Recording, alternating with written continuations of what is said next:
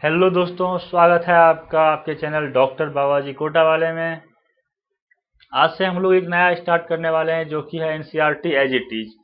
इसमें क्या होगा मेन, इस पार्ट में, इस सीरीज में हम लोग क्या करेंगे, एनसीईआरटी को, जो कि अभी काफ़ी इम्पोर्टेंट बुक हो गया है। पहले क्या था कि एनसीईआरटी सिर्फ बोर्ड के लिए होता था, बट जब से एनटीए एग्जाम कंडक्ट करने लग गई है, नीट और जेई की, तब से एनसीईआरटी का वेटेज नीट में तो ऑलरेडी बहुत ज़्यादा है ही, और जेई में भी अब धीरे धीरे एनसीईआरटी का वेटेज बढ़ने लग गया है। तो अगर एनसीईआरटी थ्रूली किया हुआ रहेगा तो कोई भी एग्जाम हो, 5 से 7 क्वेश्चन आपको डायरेक्ट एनसीईआरटी से मिल जाएंगे, और आपको उसमें टाइम भी बचेगा और फट से सही भी हो जाएगा। तो इसलिए हम लोग इसको स्टार्ट कर रहे हैं, और इसको आप थ्रूली देख लो और अच्छे से समझ में आ जाएगा। जो जो इम्पोर्टेंट पॉइंट्स है उसको अच्छे से समझा के हम लोग पढ़ेंगे। ज़्यादा ज्ञान की बातें नहीं करेंगे, पहले बता दे रहे हैं कि जो भी एनसीईआरटी में है बस सिर्फ उसको, I will stick to the point which are explained or given in the NCERT only. इधर उधर की बातें ज़्यादा नहीं होगी क्योंकि टाइम भी इम्पोर्टेंट है। तो चलो स्टार्ट करते हैं। स्टार्ट करने से पहले एक छोटा सा इंफॉर्मेशन, जो कि है इस चैनल को सपोर्ट करता हुआ एक टेलीग्राम का चैनल है। टेलीग्राम तो आप लोगों के पास होगा ही। उस पे आप जब सर्च करोगे डॉक्टर बाबा अंडरस्कोर जी, जब आप ये सर्च करोगे तो आपको एक टेलीग्राम चैनल मिल जाएगा जिसपे कि ढेर सारे इंफॉर्मेशन हैं, इंपॉर्टेंट बुक्स भी हैं पीडीएफ फॉर्मेट में उस पर अवेलेबल, तो आप उसको देख सकते हो। और अगर हेल्पफुल लगे तो ज्वाइन कर लेना, सब्सक्राइब कर लेना, नहीं तो कोई दिक्कत नहीं, विजिट कर लेना एक बार। तो चलिए स्टार्ट करते हैं। हम लोग इसमें क्या करेंगे, हर एक टॉपिक का 4 से 5 पार्ट में हम लोग डिवाइड करके, 4 से 5 पार्ट मैक्सिमम, और उसको अच्छे से कवर कर लेंगे। तो अभी हम लोग एनसीईआरटी का 12th का पार्ट 1 से स्टार्ट कर रहे हैं, क्योंकि बोर्ड के लिए भी ये काफ़ी इंपॉर्टेंट होता है। तो उसके बाद फिर 12th के बाद फिर 11th का, फिर 10th, ऊपर से नीचे डिसेंडिंग ऑर्डर में हम लोग करते जाएंगे। तो फिर चलो स्टार्ट करते हैं आज का वीडियो। ये टॉपिक्स हैं जो कि चैप्टर 1 में दिए हुए एनसीईआरटी में, ये सब टॉपिक्स को अपने को कवर करना है। तो सबसे पहले स्टार्ट करते हैं इंट्रोडक्शन से। क्या होता है, हम लोग ऑलमोस्ट हम सब ने एक्सपीरियंस किया होगा, जब हम लोग स्टार्टिंग, जब मान लो आप सेकेंड या थर्ड क्लास में हो, तो आप लिखते समय आप पेन से कुछ सर पे से थोड़ा सा कुछ करने के बाद फिर जब आप पेन को कॉपी के पास लाते हो तो क्या होता है, कुछ पेजेस उसके चिपकने लग जाते हैं पेन में। तो जब फर्स्ट टाइम किसी के साथ ये होता है इंसिडेंट, लगता है यार ये क्या जादू हो गई। मैंने इसको बाल में थोड़ा सा रगड़ा, और सूखे बाल में, तो उसके बाद ये कागज को अपनी ओर आकर्षित करने लग जा रहा है, ऐसा क्यों हो रहा है। तो काफी उस समय मन में वो आ जाता है कि क्या हो रहा है, क्यों हो रहा है, इसको जानना है अपने को। तो जब ये बात समझो कि अभी अपने को इतना कुछ पता है, साइंस इतना आगे बढ़ चुकी है, बट जब स्टार्टिंग स्टार्टिंग में ऐसा कुछ हुआ होगा तो लोगों को क्या लगा होगा, वो लोग कितने आश्चर्यचकित हो गए होंगे। तो इसके बारे में हम लोग पढ़ेंगे, ऐसा क्यों होता है, इसके पीछे का क्या रीजन है, इसके बारे में हम लोग इस चैप्टर में अच्छे से पढ़ने वाले हैं। अब इलेक्ट्रोस्टेट, जो कि नाम से ही लग रहा है, क्या, इलेक्ट्रो मीन्स चार्ज और स्टेट मीन्स रेस्ट। तो इसमें हम लोग क्या पढ़ेंगे, स्टैटिक चार्ज मीन्स चार्ज जो कि रेस्ट में है, उसके बारे में हम लोग पढ़ेंगे। एनसीईआरटी में वो थोड़ा सा दिया हुआ है स्टार्टिंग में, इंट्रोडक्शन में, यही चीज। तो उसके बाद हम लोग स्टार्ट करते हैं इलेक्ट्रिक चार्ज। इलेक्ट्रिक चार्ज होता क्या है, इसकी डिस्कवरी कैसे हुई, इसके बारे में हिस्टोरिकली जो क्रेडिट जाता है वो जाता है थेलेस ऑफ मिलेसियस। अब मिलेसियस, ये देखो किस तरह से नाम है, मिलेसियस बोला जाता है इसको। ग्रीस के ये मैथमेटिशियन, फिलोसफर, मतलब उस समय के लोग, मैथमेटिशियन भी था, फिलोसफर भी था, फिजिक्स में भी कंट्रीब्यूशन है, काफी टैलेंटेड आदमी थे। तो इन्होंने 600 बीसी में सबसे पहले थोड़ा सा कुछ इसके बारे में कंट्रीब्यूट किया था। And the name electricity is coined from the Greek word electron. Electricity electron से आया है, जो कि मेनली एम्बर से आया है। एम्बर क्या होता है, एम्बर जब किसी भी वहाँ का जो पुराने फॉसिल फ्यूल्स में, फॉसिल्स वो हो गए पेड़ के, तो उसमें जो उसके रेजिन्स होते हैं, जो उसके द्रव्य होते हैं, वो जब फॉसिल में रखा पड़ा हुआ है पेड़, तो कुछ जम के और अजीब सा एक स्टोन टाइप का हो जाता है, रेड रेड हल्का रेडिश टाइप का रहता है, वो काफी चमकीला होता है, उसको लोग गहना आभूषण में यूज करते हैं, तो उसी उसी को बोलते हैं एम्बर। तो ये है एम्बर, उससे आया है इलेक्ट्रॉन और इलेक्ट्रॉन से आया है electricity. Many such pairs of material which on rubbing could attract light objects like screw, मतलब क्या है, एम्बर को अगर हम किसी क्लॉथ से रब करते हैं, उसको रगड़ते हैं, उसके बाद वो लाइट ऑब्जेक्ट्स को अपनी ओर खींचने लगता है। या फिर आप देख सकते हो कि अगर कोई लाइट ऑब्जेक्ट है, कागज का एक छोटा सा स्ट्रिप ले लेते हैं या फिर धागा कोई, उसको जब टीवी के स्क्रीन के पास ले जाते हैं तो क्या होता है, वो टीवी के स्क्रीन की ओर अट्रैक्ट हो जाता है। ऐसा क्यों होता है? You will see that the strip gets attracted to the screen. In fact, they remain stuck to the screen for a while. कुछ देर तक वो उसके साथ attracted रहता है, उसके बाद वो गिर जाता है। ऐसा क्यों होता है? It was observed that if two glass rods rubbed with wool or stick, ऊनी से या फिर सिल्क क्लॉथ से अगर किसी भी रॉड को रगड़ते हैं तो दे रिपेल ईच अदर, एक दूसरे को तो वो रिपेल करता है, बट क्या होता है, वो ऊनी के कपड़े को या सिल्क को अट्रैक्ट करेगा रॉड। बट जिस रॉड को मैंने एक सिल्क के कपड़े से रगड़ने के बाद उसको जब सिल्क के कपड़े के पास ले जाते हैं तो उसको अट्रैक्ट करता है। बस एक और रॉड लो दूसरा, उसको फिर से सिल्क के कपड़े के साथ रगड़ते हैं, फिर जब दोनों को पास लाते हैं तो दोनों रॉड एक दूसरे को रिपेल करता है, बट वो सिल्क के कपड़े को अट्रैक्ट करता है। तो यही यहाँ पे बताया है कि जो एक दूसरे को तो रिपेल करता है, बट सिल्क के क्लॉथ को या उल के क्लॉथ को अट्रैक्ट करता है। ऐसा क्यों होता है? तो यहाँ सिल्क थ्रेड है, उससे लटका दिया है एक रॉड को, ग्लास रॉड है। अब इसको ग्लास रॉड के पास ग्लास रॉड को लाते हैं जब, तो एक दूसरे को क्या करता है, रिपेल करता है, मतलब ये इसको मैंने पास लाया तो ये दूर भागना चाहेगा। उसी तरह प्लास्टिक रॉड को अगर हम सिल्क थ्रेड से रब करके अगर एक दूसरे को पास लाते हैं प्लास्टिक रॉड को, तो दूसरा प्लास्टिक रॉड इससे दूर जाना चाहता है। बट वहीं पे अगर हम ग्लास रॉड और प्लास्टिक रॉड दोनों को सिल्क थ्रेड से रगड़ने के बाद जब पास लाते हैं तो प्लास्टिक रॉड जो है वो सिल्क ग्लास रॉड को अपनी ओर आकर्षित करता है, अपनी ओर खींचने लगता है। तो ऐसा क्यों होता है? The two plastic rods rubs with cat's fur repel each other but attract the fur। वही सेम चीज है। तो जब एक दूसरे को तो रिपेल कर रहा है, बट वो जिसके साथ उसको हमने रगड़ा है उसको अपनी ओर आकर्षित करता है। ऐसा क्यों होता है? अब यहाँ पे अगर हम देखें कि प्लास्टिक रॉड जिसको कि मैंने रब करके चार्ज कर लिया है फर से, उसको अगर हम दो स्मॉल पिच बॉल्स, मतलब छोटा सा हल्का सा बॉल है, उसको हम लोग उसके साथ टच में लाते हैं, तो उसके बाद उसको एक हम सिल्क या नायलॉन के थ्रेड से लटका देते हैं, मतलब इंसुलेटर थ्रेड है, इससे लटका देते हैं, तो क्या होता है, जब बॉल एक दूसरे को क्या करता है, रिपेल करता है। And similar fact is found if the pitch balls are touched with a glass rod rubbed with silk. A dramatic observation is that a pitch ball touches the glass rod attracts another pitch ball touched with plastic rod। मतलब क्या होता है कि एक glass rod और एक plastic rod दोनों को मैंने सिल्क क्लॉथ से रगड़ा पूरा, उसके बाद उसको क्या किया, मैंने पिच बॉल से टच में रखा, तो एक बॉल को मैंने रखा प्लास्टिक वाले से और एक को रखा मैंने ग्लास से, और जब दोनों को सस्पेंड ऊपर थ्रेड के साथ सस्पेंड करते हैं तो ये क्या होता है, एक दूसरे को आकर्षित करने लग जाता है ये दोनों बॉल। तो ये सब फेनोमेना ऑब्जर्व किया गया। तो यहाँ पे अब यहाँ पे अपने को लगता है कि अरे हाँ ठीक है, वो दोनों एक दूसरे को अट्रैक्ट कर रहा है या रिपेल कर रहा है, कुछ हो रहा है, तो दो टाइप के होंगे, बट इसमें सालों लग गए। मतलब सिंपल फैक्ट जो भी लग रहा है वो अपने को इस्टेब्लिश करने में years of efforts and careful experiments and their analysis के बाद हम लोग ये कह पाए।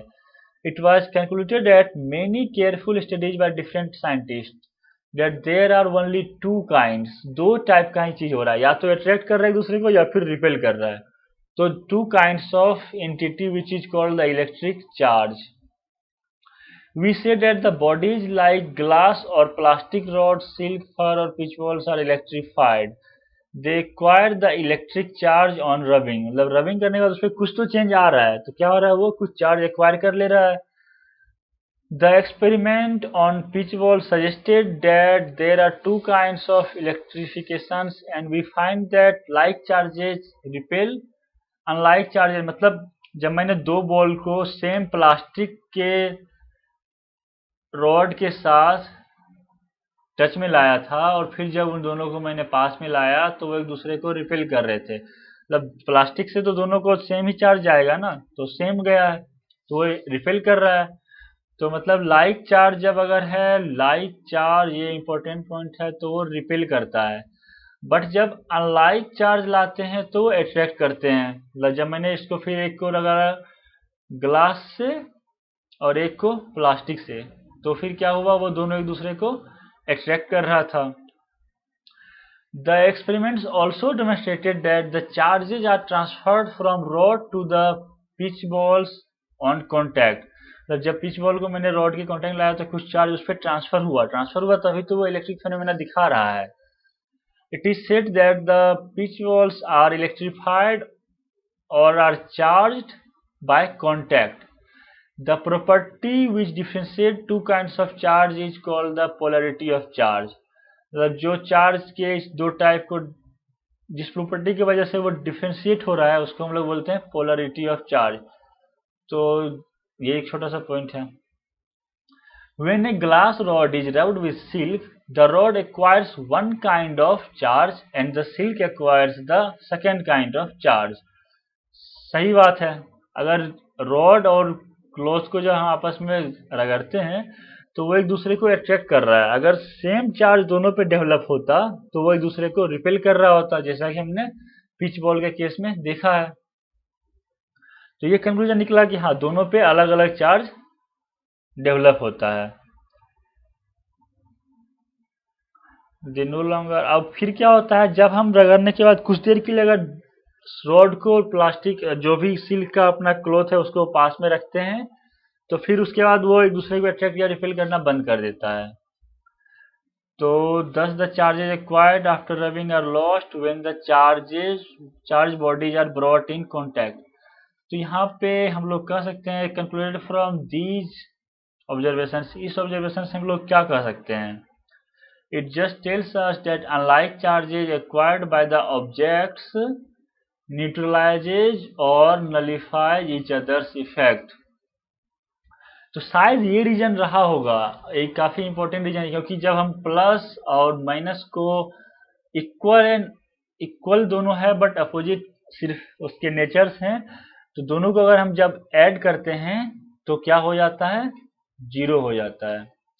तो ये एक बहुत बड़ा रीजन रहा होगा जो अमेरिकन साइंटिस्ट बेंजामिन फ्रैंकलिन, जो कि एक बहुत बड़ी हस्ती है, इसके बारे में मैं काफी एक वीडियो बना के आप लोगों को बताऊंगा। Benjamin Franklin one of the makers of USA, जो कि काफी कंट्रीब्यूशन है इनका साइंस में भी और भी इकोनॉमिक्स में, बहुत सी चीजों में। तो इन्होंने ये बोला कि ये प्लस, और यहाँ पे अगर ये चाहते हैं तो कुछ ही बोल सकते हैं, एक अल्फा है एक बीटा है, बट अल्फा प्लस बीटा जब करते हैं तो ये जीरो नहीं आता है, प्लस और माइनस को ही जब जोड़ते हैं और इक्वल अमाउंट है दोनों पे तो फिर वो जीरो देता है। तो ये एक रीजन रहा होगा कि इन्होंने प्लस और पॉजिटिव एंड नेगेटिव चार्जेस नाम दिया। सो वही यहाँ पे बोला है कि this might have been the philosophy in naming the charges as positive and negative. By convention, the charges on glass rod or cat's fur is called positive। अब यहाँ पे प्योरली कन्वेंशनल है, अगर चाहते तो प्लास्टिक रॉड पे जो भी चार्ज डेवलप हुआ इसको माइनस बोल देते और क्लोथ पे जो भी है उसको हम प्लस बोल देते, बट कन्वेंशन से हाँ चलो ये पॉजिटिव है और ये निगेटिव है, ऐसा मान लिया गया है। ऑन प्लास्टिक रॉड और सिल्क इज टर्म निगेटिव, और ये ग्लास रॉड है, प्लास्टिक रॉड पे क्या है, माइनस साइन, माइनस चार्ज है, क्योंकि जब ग्लास रॉड को सिल्क के साथ रगड़ते हैं और फिर प्लास्टिक रॉड को, तो दोनों एक दूसरे को क्या करता है, ये अट्रैक्ट करता है। इट इज सेड इलेक्ट्रिफाइड, जो है, it if an object possesses an electric charge it is said to be electrified or charged, मतलब इलेक्ट्रिक चार्ज है तो वो चार्ज है या इलेक्ट्रिफाइड है, अगर चार्ज नहीं है, no charge, then it is neutral. अब यहाँ पे एनसीईआरटी में ये चीज नहीं दिया हुआ है, बट मुझे थोड़ा सा इंटरेस्टिंग लगा तो मैं आप लोगों को बता रहा हूँ कि बेंजामिन फ्रैंकलिन इतना ज्यादा इससे एक्साइटेड हो गए थे, इतना ज्यादा इंस्पायर्ड हो गए थे इलेक्ट्रिक फेनोमेनन से, इन्होंने खुद से एक्सपेरिमेंट करने स्टार्ट कर दिए। काफी एक्सपेरिमेंट्स किए, बहुत सारे। उसमें से एक बहुत फेमस एक्सपेरिमेंट है जो कि बेंजामिन फ्रैंकलिन का काइट एक्सपेरिमेंट है। इसमें इन्होंने क्या किया था, एक काइट के आगे वाले सिरे पे, काइट का जो स्टार्टिंग का सिरा है वहां पे इन्होंने क्या किया, एक कंडक्टर लगा दिया। और कंडक्टर क्या करता है, चार्ज अगर है सराउंडिंग में तो वो उस पर ट्रांसफर हो सकता है इजीली। तो चार्ज को ट्रांसफर होने के लिए आपको वीडियो दिखाता हूँ।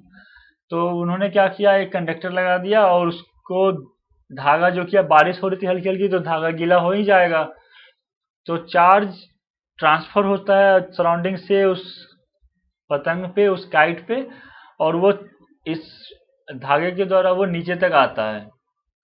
यहाँ पे इन्होंने क्या किया कि एक की को अटैच कर दिया। अब उसमें जब इलेक्ट्रोस्टेट आगे पढ़ेंगे तो उसमें पता चलेगा कि जो नुकीला पॉइंट होता है किसी भी ऑब्जेक्ट का, वहां पे चार्ज डेंसिटी ज्यादा होती है। तो उसी तरह वो की था, तो की के आगे वाले पोर्शन पे चार्ज डेंसिटी ज्यादा होगी, चार्ज ज्यादा वहां पे रहता था। तो उसके पास जब हाथ को ले जाते थे तो वो स्पार्किंग आप देख सकते हो, ये होता था। जिससे इन्होंने ये बताया कि हाँ, जो थंडरस्टॉर्म हो रहा है या जो भी है, ये बादल के जो पार्टिकल्स आपस में टकराते हैं, तो वो थंडरस्टॉर्म का मेन रीजन चार्ज है। तो फिर आगे वापस एनसीईआरटी पे हम लोग आते हैं। तो यहाँ पे क्या है कि अपने पास है ये एक छोटा सा एपरेटस, जो कि हम लोग a simple apparatus to detect charge on a body is gold leaf electroscope। ये काफी सिंपल है। इसमें क्या होता है कि it consists of a vertical metal rod housed in a box with two thin gold leaves attached to its bottom। मतलब एक रॉड है, इस पे नीचे दो गोल्ड की पतली पतली पत्तियां दो लगी होती है। अब इसमें क्या होगा ना, जब हम यहाँ पे कोई चार्ज पार्टिकल को अटैच करेंगे, मान लो प्लस चार्ज, तो ये प्लस चार्ज नीचे जाएगा। अब नीचे जाएगा तो अब स्टार्टिंग में क्या था, ये दोनों लीव्स जो थी, पत्तियां थी, वो एकदम पास पास थी। अब दोनों पे जब प्लस चार्ज आएगा, जो यहाँ पे फ्री है ये, तो ये एक दूसरे को रिपेल करके कुछ इस तरह से दूर फैल जाएगी। पहले एकदम पास पास थी, जब चार्ज आया तो वो कुछ इस तरह से हो जाएगी। ये दिखाएगा क्या कि जो पार्टिकल मैंने उसके पास टच किया था, उस पार्टिकल पे चार्ज है, तभी तो वो एक दूसरे को रिपेल कर रही है।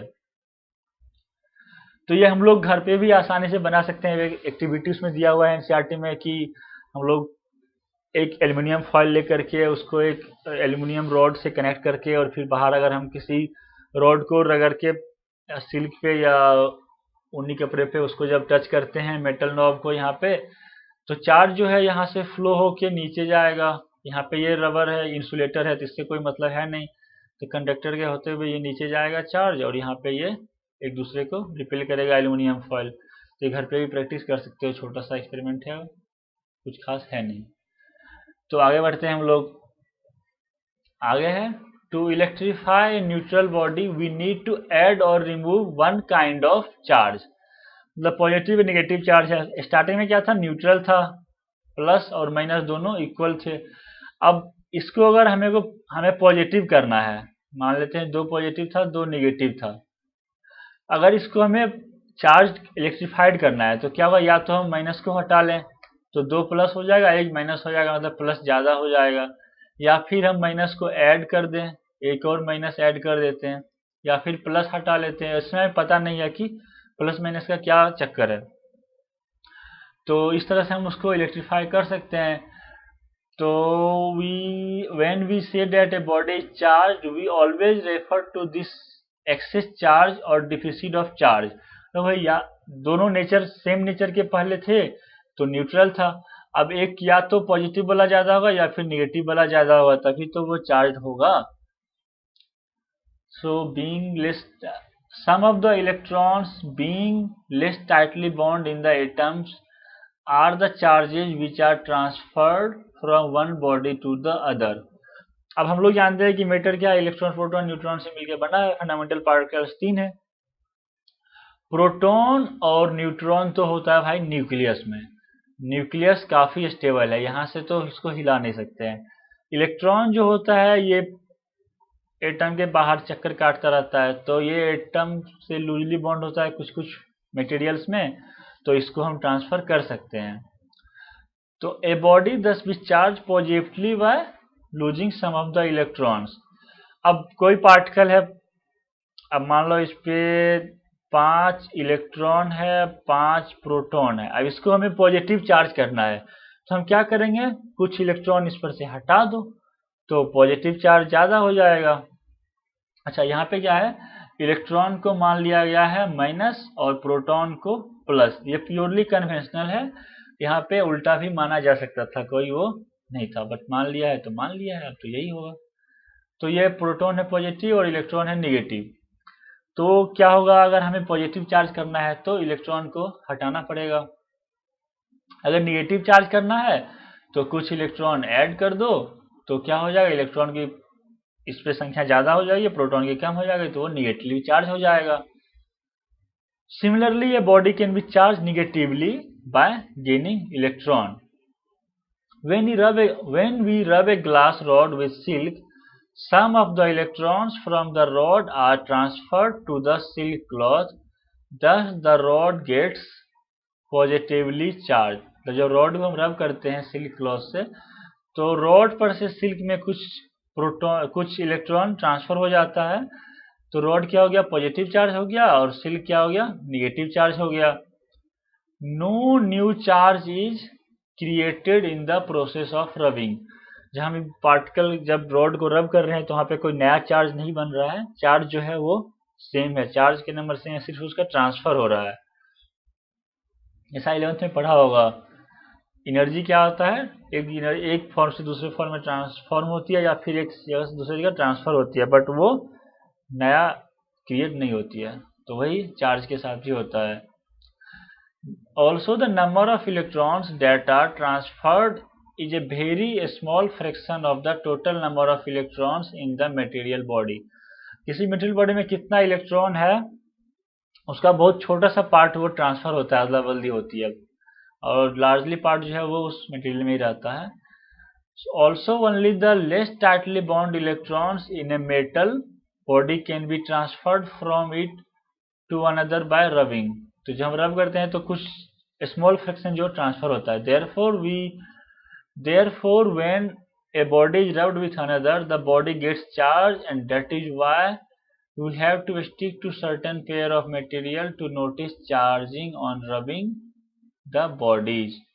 मतलब क्या होता है कि अब एक तो बॉडीज में इलेक्ट्रॉन प्रोटॉन न्यूट्रॉन है, इलेक्ट्रॉन ट्रांसफर हो सकता है, लार्ज फ्रैक्शन ऑफ इलेक्ट्रॉन, उसमें से काफी स्मॉल फ्रैक्शन ऑफ इलेक्ट्रॉन सिर्फ ट्रांसफर हो सकता है, उसमें भी कुछ मटेरियल में ट्रांसफर होते हैं कुछ में नहीं होते हैं, तो हम कुछ पार्टिकुलर मटेरियल के साथ ही स्टिक करके हम उसको ऑब्जर्व करेंगे इलेक्ट्रिक फेनोमेना को।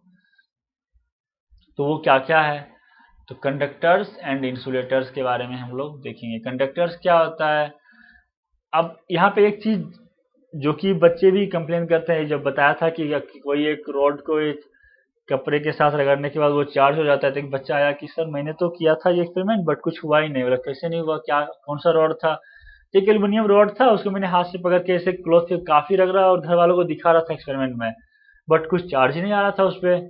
बहुत बेइज्जती हो गई, कैसे हो गया ये। तो यहाँ पे देखो आप गलत क्या कर रहे हो, गलती ये कर रहे हो कि अपना ह्यूमन बॉडी, अर्थ, ये सब भी एक कंडक्टर है।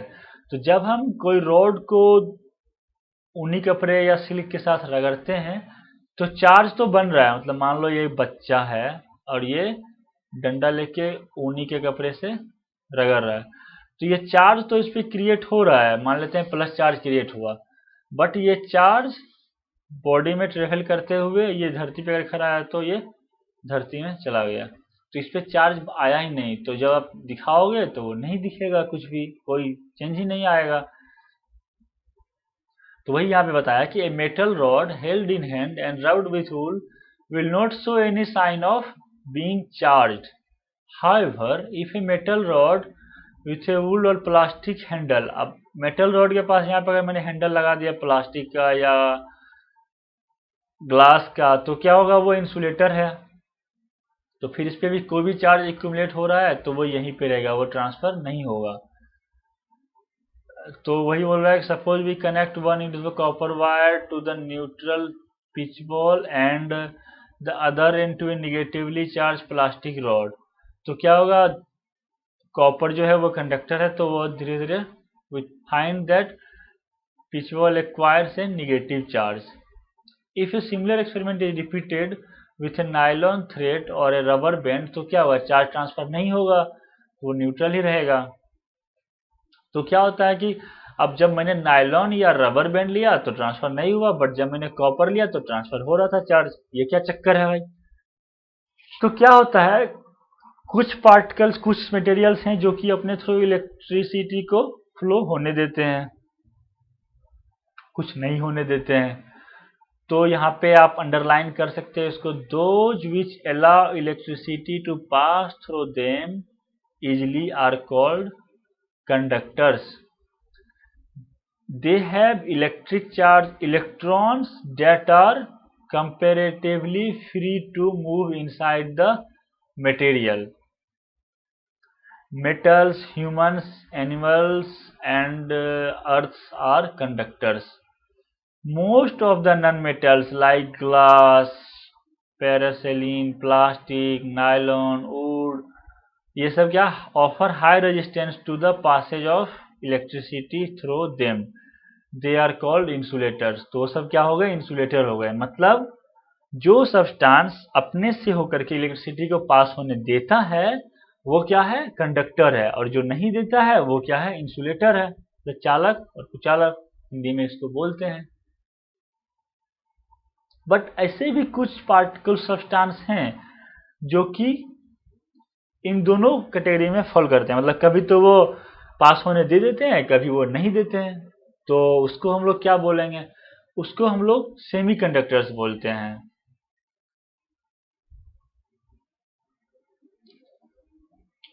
तो थर्ड कैटेगरी जो कि हम लोग सेमीकंडक्टर्स बोलते हैं, they offer resistance to the movement of charges which is intermediate between the conductors and insulators.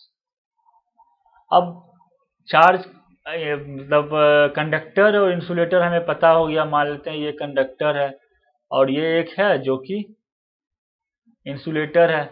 तो क्या होता है कि जब चार्ज कंडक्टर पे when some charge is transfer to conductor it gets, अब यहाँ पे देखो, अब ये कंडक्टर की प्रॉपर्टी है जो कि काफी इंपॉर्टेंट है, एग्जाम में धड़ल्ले से पूछी जाती है। तो when some charge is transferred to a conductor it gets distributed over the entire surface of the conductor। तो यहाँ पे मैंने अगर कुछ चार्ज रख दिया मान लो, तो क्या होगा, ये इसके पूरा जितना भी सरफेस है उस पर यूनिफॉर्मली डिस्ट्रीब्यूटेड हो जाएगा। बट इंसुलेटर पे अगर हम मान लेते हैं कि चार्ज यहाँ पे रख दिया मैंने, तो ये चार्ज यहीं पे रखा रहेगा, ये अपने मन से यहाँ पे फैलेगा नहीं। और इस प्रॉपर्टी को हम लोग नेक्स्ट चैप्टर में डिटेल में पढ़ेंगे कि कंडक्टर्स में। So this property of metal tells you that when a nylon or plastic knob gets electrified, plastic comb gets electrified or combing dry hair or on rubbing, but a metal article like a spoon does not। मतलब जब हम कंघी करते हैं सूखे वालों में तो वो क्या होता है, वो तो इलेक्ट्रीफाइड हो जाता है, बट एक अगर मेटल का कंघा है जो कुछ लोग रखते हैं, मेटल का, कॉपर का, या फिर अगर चम्मच को हम बाल में रगड़ते हैं तो कोई फर्क उस पर नहीं आएगा। The charge on metal leaks through our body to the ground as both are conductors of electricity. When we bring a charged body in contact with the earth, all the excess charges on the body disappears by causing a momentary current to pass to the ground through the connecting conductors such as our body। मतलब अगर कोई charge particle है, अब इसको मान लो ये charge है, इसको मैंने एक कोई वायर से कनेक्ट कर दिया अर्थ में, ये अर्थ है, तो ये सारे चार्ज इसके ट्रांसफर हो जाएंगे, ये न्यूट्रल हो जाएगा। तो यहाँ पे वही कह रहा है, the process of sharing the charges with the earth is called grounding और अर्थिंग। अर्थिंग का नाम तो सुना ही होगा आपने, ये इंपॉर्टेंट पॉइंट है। Earthing provides a safety major for electrical circuit and appliances A thick metal plate is buried. अब इसमें क्या होता है, एक मेटल प्लेट है जिसको कि अर्थ के नीचे इसको गाड़ दिया जाता है, इससे एक कॉपर वायर कनेक्टेड रहता है, और जो भी अपना इलेक्ट्रिक अप्लायंसेज है उसके आउटर सरफेस जो कि अगर मेटल का है उस पर अगर चार्ज कुछ भी आया या इलेक्ट्रिक शॉक आया तो वो इस वायर के थ्रू डायरेक्ट धरती में चला जाएगा, और कोई आदमी इसको टच कर रहा है तो उसको नुकसान नहीं होगा, इसीलिए इसको यूज किया जाता है। सो थिक मेटल जो है वो अर्थ के नीचे डीप बरीड किया जाता है, और इसके एक वायर लाके और मेन सप्लाई से ऐड कर दिया जाता है। The electric wiring in our houses has 3 wires, live, neutral and earth. वही सबका अपना अपना काम है। The first two carry electric current from power station, मतलब जो न्यूट्रल और लाइव वायर जो है वो तो पावर सप्लाई से आता है, एंड थर्ड जो होता है वो अर्थिंग होता है। अर्थ जो कि अगर आउटर सरफेस जो कि मेटालिक है अगर तो उस पर अगर कुछ इलेक्ट्रिसिटी आ रही है तो उसको ये अर्थिंग के द्वारा अर्थ में भेज देता है, तो जो भी कोई यूज कर रहा है तो उसको इस पर शॉक नहीं लगता इलेक्ट्रिसिटी का। आगे बढ़ते हैं हम लोग charging by method of charging. तो चार्जिंग बाय इंडक्शन, इंडक्शन में क्या होता है, चार्जिंग बाय इंडक्शन में विदाउट रबिंग विदाउट टचिंग, अगर अपने पास दो पार्टिकल्स हैं तो उसको चार्ज करना है। कैसे करेंगे, तो पहले हम इसमें क्या करेंगे, दो मेटल बॉल लेंगे, एक ये लिया और एक ये लिया, इसको ये दोनों इंसुलेटिंग स्टैंड है, ये दोनों स्टैंड क्या है, इंसुलेटर है, इस पे अटैच कर दिया। फिर उसके बाद दोनों जब टच नहीं है उसके बाद हम क्या करेंगे, एक रोड लाएंगे जो कि चार्ज है, पॉजिटिव चार्ज मान लेते हैं यहाँ पे, पॉजिटिव चार्ज रोड को लाएंगे इसके पास। जब रोड लाएंगे तो क्या होगा, इस पे पहले क्या है, plus minus plus minus plus minus plus minus, इस तरह से ये चार्ज इस पे प्लस माइनस इस पे फैला हुआ है। अब पहले ये था न्यूट्रल था दोनों, अब जब चार्ज को लाया मैंने तो क्या होगा, इलेक्ट्रॉन तो फ्री है वो मूव कर सकती है, तो क्या होगा कि इलेक्ट्रॉन मूव करके इस यहाँ से इधर आना शुरू कर देगी, और कुछ इस तरह से इलेक्ट्रॉन यहाँ पे एक्यूमुलेट हो जाएगी, पॉजिटिव चार्ज, यहाँ से इलेक्ट्रॉन चला गया तो यहाँ क्या होगा, पॉजिटिव चार्ज ज़्यादा हो जाएगा, प्रोटॉन तो अपने जगह से हिलेगा नहीं, उसको हिला नहीं सकता है कोई, तो प्रोटॉन यहीं है, इलेक्ट्रॉन यहाँ से चला गया, कूद कूद के इधर चला गया, तो यहाँ इलेक्ट्रॉन कम हो गया तो ये पॉजिटिव चार्ज हो जाएगा, ये नेगेटिव चार्ज हो जाएगा। अब इस रॉड को इसके पोजीशन पे ही रखना है, इस रॉड को हिलाना नहीं है, और इस दोनों को सेपरेट कर देना है, डिस्टेंस बढ़ा दो, तो फिर क्या होगा, यहाँ पे इस पे इलेक्ट्रॉन ज्यादा था इस पे कम था, तो ये पॉजिटिव चार्ज हो गया, ये नेगेटिव चार्ज हो गया। अब रॉड को यहाँ से आप हटा दो, गायब कर दो, और इस तरह से जब करते हैं तो अब इस दोनों को आइसोलेट कर देते हैं, पूरा काफी दूर कर देते हैं, एक दूसरे पे कोई इफेक्ट नहीं डालेगा, तो जो इस पे चार्ज है नेगेटिव चार्ज वो यूनिफॉर्मली डिस्ट्रीब्यूटेड हो जाएगी, और इस पे जो है पॉजिटिव चार्ज वो भी यूनिफॉर्मली डिस्ट्रीब्यूटेड हो जाएगी। In this process the metal sphere with each be equal and oppositely charge, this is charging by induction इसको बोलते हैं। पॉजिटिव चार्ज ग्लास रॉड लाया था वो, उसको तो मैंने टच किया ही नहीं, वो दूर ही था, तो वो क्या कोई चार्ज लॉस करेगा, क्या नहीं करेगा। चार्जिंग बाय कांटेक्ट में क्या होता है, जब चार्जिंग बाय कांटेक्ट करते हैं तो चार्ज तो लॉस होना ही, एक दूसरे पे ट्रांसफर आदान प्रदान होता है तो दोनों का चेंज होगा, बट यहाँ पे रॉड का टच हुआ ही नहीं तो आदान प्रदान हुआ नहीं तो वो नहीं होगा। अब यहाँ पे अपने पास एक एग्जाम्पल है, how can you charge a metal sphere positively without touching it. अपने पास कोई मेटल स्फेयर है, इसको टच नहीं करना है भैया, ये शर्त है अपना कि बिना टच किए इसको अपने को क्या करना है, पॉजिटिवली चार्ज करना है। कैसे करेंगे, इसको ना टच करना है ना कुछ करना है, तो क्या करेंगे हम, एक वायर इससे अटैच करके अर्थिंग में लगा देंगे, जो कि यहाँ ग्राउंड कर दिया एक वायर को, और उसके बाद इसके पास लाएंगे हम एक रॉड जो कि निगेटिवली चार्ज है, मतलब इस पे इलेक्ट्रॉन ज़्यादा है, तो इलेक्ट्रॉन इस यहाँ पे क्या होगा, इलेक्ट्रॉन को रिपेल करेगा, इलेक्ट्रॉन यहाँ से भागना चाहेगा, तो इलेक्ट्रॉन भाग के यहाँ से ये अर्थ में चला जाएगा, यहाँ से अर्थ में चला गया, इलेक्ट्रॉन यहाँ कम हो गया, मतलब ये पॉजिटिव चार्ज हो गया। तो पॉजिटिव चार्ज हो गया, उसके बाद वायर को इसके पास में ही रखना है और वायर को कट कर दो, वायर को कट कर देंगे, वायर कट हो गया। तो यहाँ पे जो चार्ज इलेक्ट्रॉन यहाँ से चला गया था वो यहीं पे रह गया, नीचे ही रह गया, यहाँ पे कम ही रह गया, कुछ इस तरह से बन जाएगा। और जब इसको हम यहाँ से हटा लेते हैं तो जो पॉजिटिव चार्ज है वो, मतलब पहला स्टेप ये है। अब इसको जब चार्ज के पास में लाते हैं तो कुछ इस तरह से डिस्ट्रीब्यूशन हो जाएगा। अब यहाँ पे हम अटैच कर देते हैं वायर को, ग्राउंड कर देते हैं, तो निगेटिव चार्ज जो है वो भागेगा, सीधा रास्ता दिखा उसको, वो सो सीधा भाग लेगा यहाँ से। उसके बाद वायर को कट कर दो तो आपको यहाँ पे पॉजिटिव चार्ज मिल जाएगा, और इसको हटा लो तो आइसोलेट हो जाएगा। तो यहाँ पे क्या होगा, कंडक्टर पे इक्वली यूनिफॉर्मली डिस्ट्रीब्यूट हो जाता है चार्ज। अब यहाँ पे ये नहीं, यहाँ पे थोड़ा सा कुछ बच्चे बोलते हैं सर यहाँ पर तो चार ही चार्ज है, चार्ज पॉजिटिव चार्ज था, यहाँ पे तो बहुत ज्यादा हो गया। दिखाने के लिए यहाँ पे दिखाया है, जितना भी चार्ज मान लेते हैं कि +5Q था, तो यहाँ पर भी +5Q ही है, चार्ज सेम है, सिर्फ यूनिफॉर्मली डिस्ट्रीब्यूटेड हो गया है। ठीक है, इस तरह से इस एक्सपेरिमेंट को हम लोग कर सकते हैं। नाउ आता है basic properties of electric charge. Electric charge के बेसिक प्रॉपर्टीज क्या क्या होते हैं।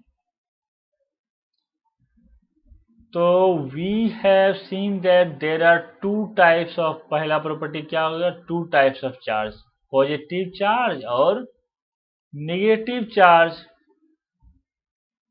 There effect tend to cancel each other, मतलब दोनों का जो इफेक्ट होगा वो एक दूसरे के अपोजिट है, तो जो दोनों एक दूसरे को कैंसिल कर देगा। Here we shall now describe some of other properties of the electric charge। ये प्रॉपर्टीज तो हमने देख लिया है, आगे के प्रॉपर्टीज हम लोग देखते हैं।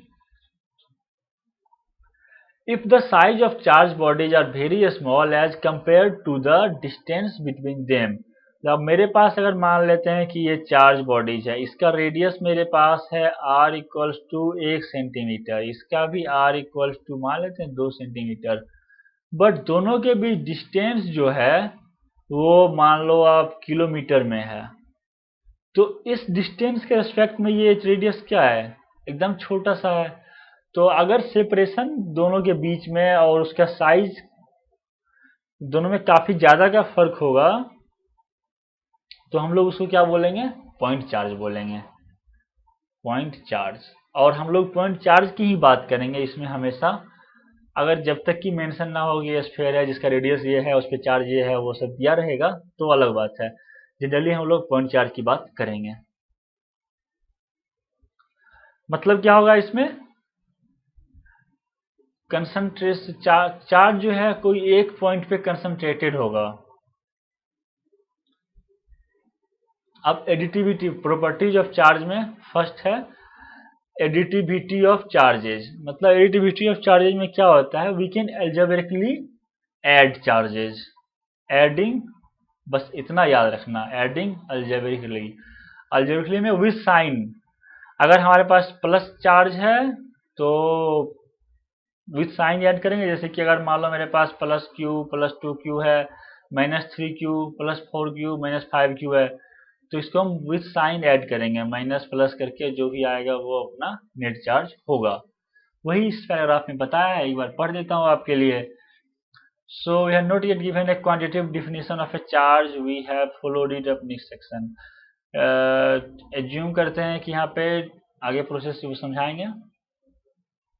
If a system contains 2 point charges Q1 and Q2, the total charge of the system is obtained simply by adding algebraically Q1 and Q2. I charge add like real number or they are scalar like the mass of the body. But यहाँ पे mass of the body में बहुत बच्चे, अरे मास तो सिर्फ positive ही होता है, मास निगेटिव थोड़े होता है, लेकिन यहाँ पे चार्ज निगेटिव ही है।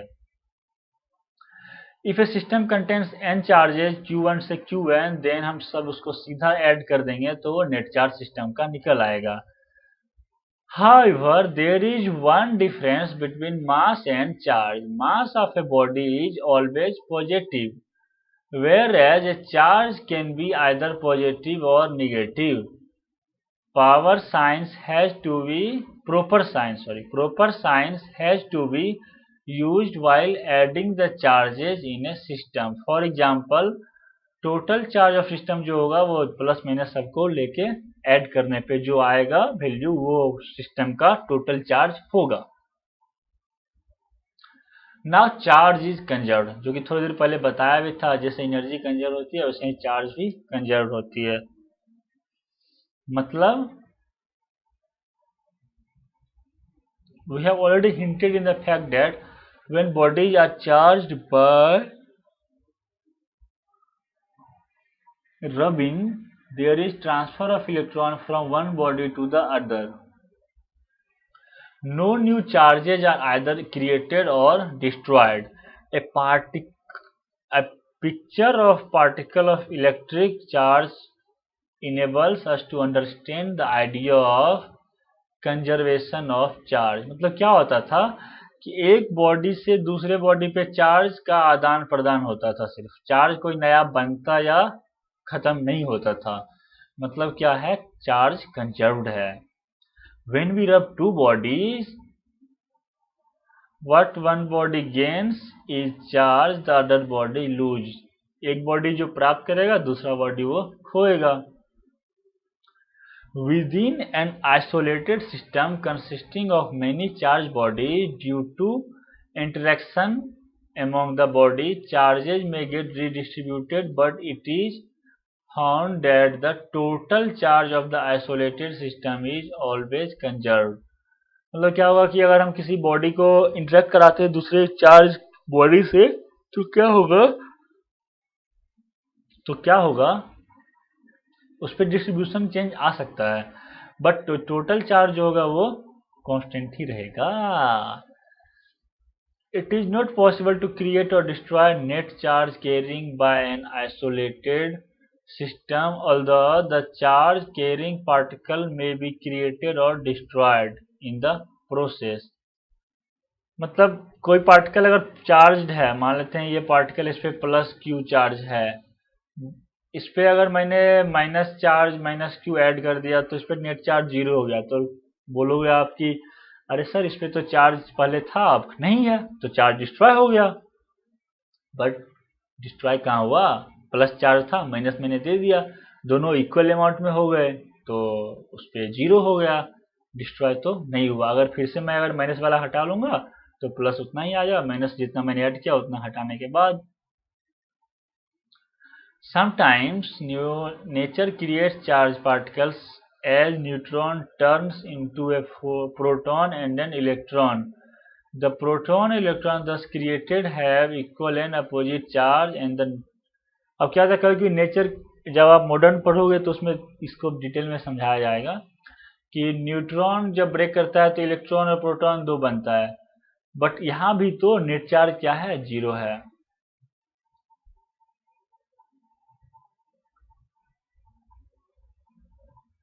बिफोर एंड आफ्टर वो 0 ही रहेगा. तो आगे बढ़ते हैं हम लोग. क्वांटाइजेशन ऑफ चार्ज एक्सपेरिमेंटली था. जब अब यहाँ पे एक चीज आप देखो, अब क्लासरूम में अगर 20 बच्चा है, कुछ बच्चे बाहर गए तो कितने जाएंगे, इंटीजर नंबर में ही रहेगा ना बच्चा. अगर 20 थे पहले तो 15 है, 10 है, 8 है. ऐसा तो नहीं बोलेगा ना कि सर सारे 10 बच्चे अंदर हैं, सारे 5 बच्चे बाहर गए, ऐसा तो नहीं होगा ना, होल नंबर ही जाएगा. उसी तरह चार्ज भी क्या होता है, इलेक्ट्रॉन का ट्रांसफर हो रहा है तो इलेक्ट्रॉन जाएगा तो इलेक्ट्रॉन विथ इंटीजर नंबर ही जाएगा ना. Free charges are integral multiples of a base unit of charge denoted by e. E को हमने क्या माना है, बेस यूनिट, क्योंकि यही ट्रांसफर हो रहा था. Thus charge Q on a body is always given by Q equals to क्या होगा, एन. ये काफी इंपॉर्टेंट फॉर्मूला है, छोटा सा ही है. एन क्या है, यहाँ पे इंटीजर है. N is any integer, positive भी हो सकता है और नेगेटिव भी हो सकता है. This basic unit of charge is the charge that an electron और प्रोटॉन कैरीज। ई क्या है? इलेक्ट्रॉन या प्रोटॉन जो भी कैरी कर रहा है उसका चार्ज है ई। दोनों नेचर अलग अलग है दोनों पे।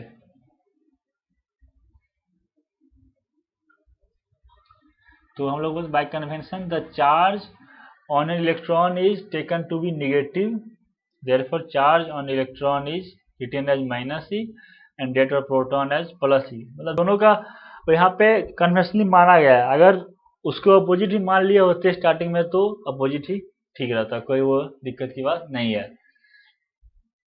The fact that electric charge is always an integral multiple of E is termed as quantization of charge. समझे?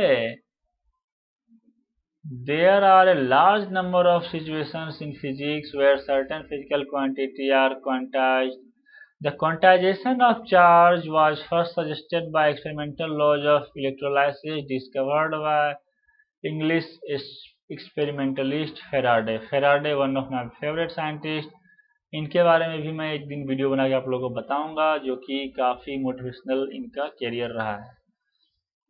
और it was experimentally demonstrated by Millikan in 1912 में भी ये दिखाया गया कि चार्ज जो है वो क्वांटाइज्ड है and Q equals to n e ही होगा। एन क्या है? प्लस से माइनस कुछ भी इंटीजर हो सकता है। आगे बढ़ते हैं। In the international system SI unit जो है चार्ज का वो क्या है? कूलम्ब है। ये चीज याद रख लेना। एसआई यूनिट चार्ज का क्या है? कूलम्ब है। Denoted by symbol C. A coulomb is defined in terms of a unit of electric current which you are going to learn. Next chapter में पढ़ेंगे इसके बारे में हम लोग। तो ई जो है, ई का वैल्यू क्या होता है? ई क्या है? चार्ज है इलेक्ट्रॉन का, और इसका यूनिट क्या है? सी है। तो इसको हम लोग क्या लिख सकते हैं? E equals to 1.6 into 10⁻⁻19 coulomb charge होता है। इतना याद रख लो, बेड़ा पार है। इतना 1.602/119 कूलम है, ये E का वैल्यू है। Thus there are about 6 into 10⁻18 electrons in a charge of -1 coulomb. अब देख सकते हैं नंबर ऑफ इलेक्ट्रॉन्स कितने ज्यादा हैं +1 कूलम में। In electrostatic charge of this large magnitude are seldom encountered. इतना लार्ज अमाउंट का इलेक्ट्रॉन ट्रांसफर बहुत रेयरली होता है और बहुत कम इनकाउंटर किया जाएगा। तो इसलिए हम लोग क्या करते हैं, जब इलेक्ट्रोस्टैटिक में पढ़ोगे आप लोग, जनरली म्यू कूलम से या नैनो कूलम से डिनोट करते हैं। म्यू कूलम से क्या हो गया? 10⁻⁻6 कूलम। और माइक्रो कूलम तो मिली कूलम मतलब क्या हो गया? मिली कूलम है ये स्मॉल में। मिली कूलम में क्या होता है? 10⁻³ कूलम हो गया। If the protons and electrons are the only basic charge in the universe, all the observable charges had to be integral multiple of E। मतलब इलेक्ट्रॉन और प्रोटॉन दो ही चार्ज पार्टिकल है। तो क्या होगा? कोई भी चार्ज पार्टिकल है तो उस पर क्या होगा? प्लस ई होगा या माइनस ई होगा, और ये इंटीजर मल्टीपल के साथ होगा। वही बताया यहाँ पे n1e प्लस n1 माइनस ई। तो टोटल चार्ज होगा n1 minus n2 minus n1e हो जाएगा। सिंस n1 n2 इंटीजर है तो वही है, कुछ नहीं है। Example 1.2। If 10⁻⁹ electrons move out of a body to another body, 10⁻⁹ electrons, इतना ज्यादा इलेक्ट्रॉन को एक बॉडी से दूसरी बॉडी में ट्रांसफर कर दिया इन 1 सेकेंड। 1 सेकेंड में इतना ट्रांसफर कर सकते हैं हम। तो how much time is required to get a total charge of 1 coulomb on the other body. मतलब कोई एक बॉडी है, इससे इस पे पर सेकेंड 10⁹ इलेक्ट्रॉन्स पर सेकेंड ट्रांसफर हो रहा है। तो इस पे अपने को लाना है 1 कूलम चार्ज। तो 1 कूलम कितने दिन में ला सकते हैं, ये अपने से पूछा गया है। तो सॉल्यूशन इसका है, इतना इलेक्ट्रॉन ट्रांसफर हो रहा है 1 सेकेंड में, इलेक्ट्रॉन पे चार्ज कितना है? तो इंटू पहले इलेक्ट्रॉन कितना ट्रांसफर हो रहा है, n क्या हो गया 10 टू द पावर 9, e क्या है 1.6 इंटू 10 टू द पावर -19। तो पर सेकेंड टोटल चार्ज कितना हो रहा है transfer, 10 to the power 9 into e कर देंगे, इतना चार्ज तो पर सेकेंड ट्रांसफर हो रहा है। तो टोटल चार्ज लाना है अपने को 1 कूलम, तो टी निकाल सकते हैं इतना इंटू चार्ज रखना है इतना, मान लेते हैं टी टाइम में Q इक्वल्स टू 1 हो जा रहा है। तो यहाँ से T आ जाएगा 1/10 टू द पावर 9 इंटू ई का वैल्यू क्या है 1.6 इंटू 10 पावर -19, वही किया है 1.6 10 पावर -19 10 पावर 9 कूलम, ये इतना चार्ज पर सेकेंड ट्रांसफर हो रहा है। तो ये 1 कूलम डिवाइड बाई इतना कर देंगे, तो इससे आ जाएगा, आप देख लो इसको जब सिंप्लीफाई करते हैं तो 198 ईयर आ जाता है, मतलब 200 साल लग जाएंगे 1 कूलम चार्ज एक पार्टिकल पे लाने में, अगर हम 10 टू द पावर 9 इलेक्ट्रॉन्स पर सेकेंड ट्रांसफर कर रहे हैं फिर भी। समझ सकते हो कितनी बड़ी बात है। तो आज के लिए इतना ही, आगे हम लोग मिलेंगे और as we learn we grow together, तो आगे और भी अच्छे से वीडियो बनेगा, ये भी काफ़ी अच्छा है। तो आप देखते रहना और आराम से यहाँ पे हम लोग एनसीईआरटी को कवर कर लेंगे। आपको बोर्ड में तो फ़ायदा होगा ही, बोर्ड तो 2 महीने में पढ़ के लोग अच्छे नंबर लाते हैं, बोर्ड का तो कोई टेंशन है ही नहीं अपने को तो जेई और नीट के लिए तैयारी करनी है अच्छे से, उसके लिए एनसीईआरटी काफ़ी इंपॉर्टेंट हो गया है। तो बस मिलते हैं अगले वीडियो में फिर।